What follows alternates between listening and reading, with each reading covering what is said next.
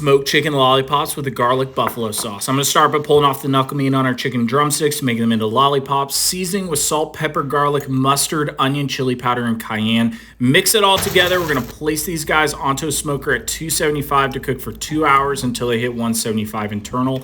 Next, let's work on that garlic buffalo sauce, melting some butter, adding some minced garlic to brown. I'm going to add some cayenne-based hot sauce, Worcestershire, white vinegar, and honey.